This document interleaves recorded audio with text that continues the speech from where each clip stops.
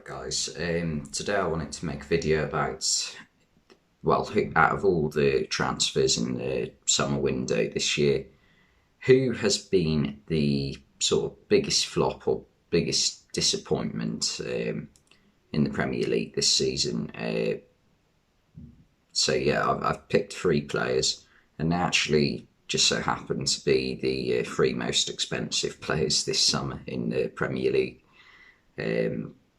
And I'm going to decide which one's been the most disappointing because none of them have really set the league alight, to be honest. But we'll start off with the most expensive, Jack Grealish. I personally didn't think Jack Grealish would ever be or below. Well, yeah, be worth 100 million for Man City or put in performances consistently enough to prove that he's worth 100 million because I don't think the way he plays really is massively suited to Man City's style, to be honest. I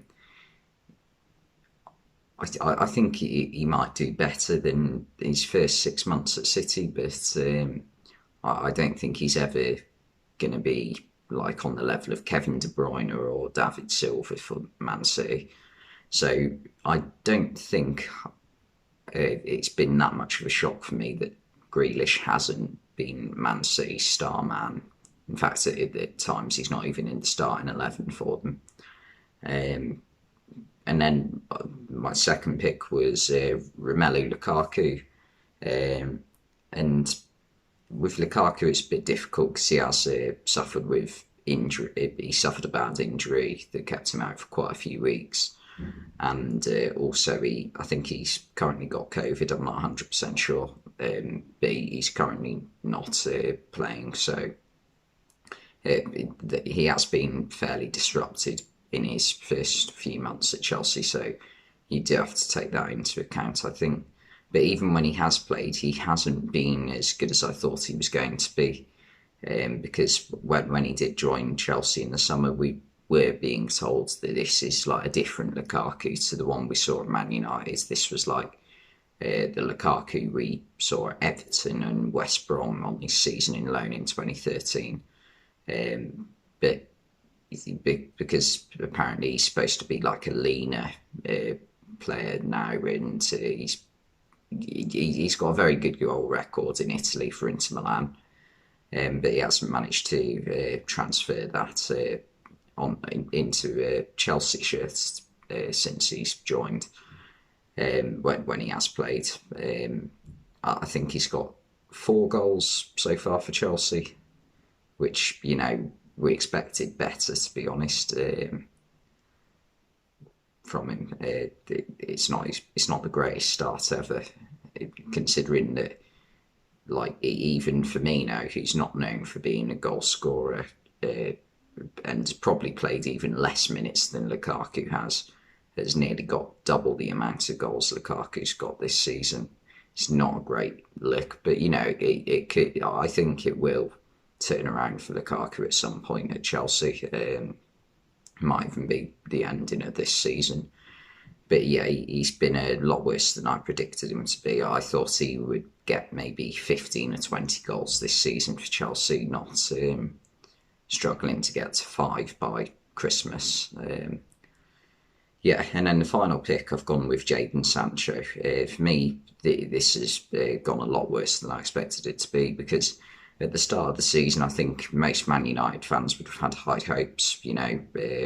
Rafael Varane coming in to the defence, Jadon Sancho, one of the world's most exciting young players, and also Cristiano Ronaldo's back. So obviously there was a lot of noise about that. So I think United at the start of the season were hoping to, properly challenge for the Premier League this season, and that hasn't happened. And I think, to be fair to Sancho, part of the problem is under Solskjaer he wasn't starting many games. I think he started the first few, and it would have taken him a few games to adapt to playing in the Premier League. But Solskjaer just dropped him after a few games, and from then on it was substitute appearances mostly. He had a few good games recently, but still it's not been it's not really lived up to the expectation of him, especially as I thought he would be like massive for Man United this season, as that right hand side was sort of a weak area for United last season. Like, they were having to push Mason Greenwood into that position a lot of the time, when Greenwood isn't a right winger. In fact, in the formation that they were playing, it's not even a right winger, it's more of like a right midfielder. And Greenwood definitely isn't that. He's a centre forward, or maybe a push a right forward. So yeah, it was a signing that was needed for Man United, but it hasn't worked out so far. I think it will work out eventually, though. So for me, the biggest disappointment so far, I think, is between Lukaku and Sancho, because I didn't really expect Grealish, especially with how Guardiola does his squads. No player really plays every minute of every game. There's a lot of rotation, especially in attack. The only players who are guaranteed to play at least 90% of the games are Ruben Diaz and Ederson, really. They're probably the only two who play pretty much every single game. Yeah, Grealish, I didn't expect him to be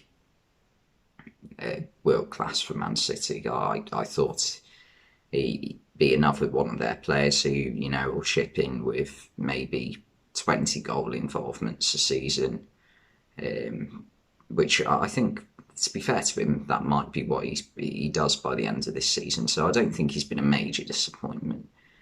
But then obviously you've got to take the price tag into account. 100 million, you've got to expect more from a 100 million pound player. So I'm not going to say him, though. I'm going to go for someone between Lukaku and Sancho, because I genuinely thought they would be world class for Chelsea and Man United. Sancho is probably the one who I expected to be a really good player for Man United. So I think I'll probably go with Jadon Sancho. Yeah, because I really thought he would be like one of the players of the season, or at least one of the best young players in this season. Whereas Mason Mount, he's probably definitely having a better season than Sancho, and there are other players like Conor Gallagher at Crystal Palace as well. Who else is young and having a better season? Reece James, Trent Alexander-Arnold. There's quite a few who are probably ahead of him in the Young Player of the Year award. But yeah, I'm going to go with Sancho. Sancho's my most disappointing player this season. That was a summer signing. So yeah, thanks for watching, and I'll see you next time.